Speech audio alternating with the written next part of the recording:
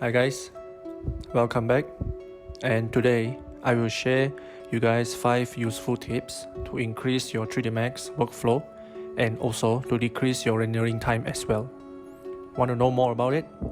Make sure to watch until the end.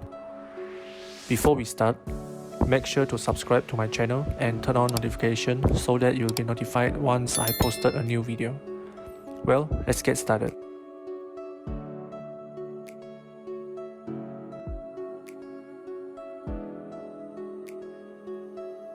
Try to reduce your subdips for your overall scene, as this will reduce your rendering time.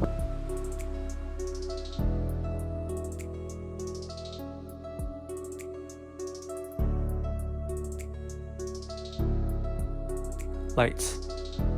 It's also one of the reasons why you sit there the whole day to wait for your render to finish. Use fewer light source will help.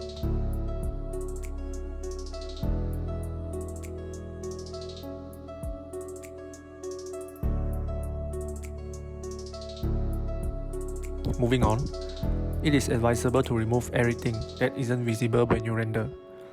Although it is not visible, Vray will still render it.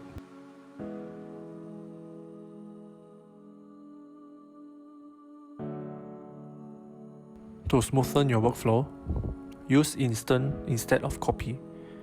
When you choose Instant, 3DsMax will store your object as single mesh, but when you click Copy, it will store your object as multiple mesh.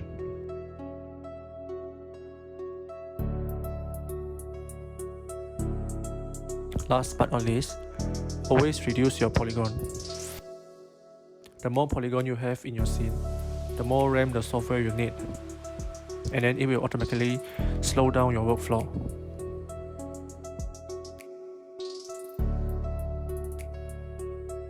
Hope you guys remember these 5 tips and try to apply it.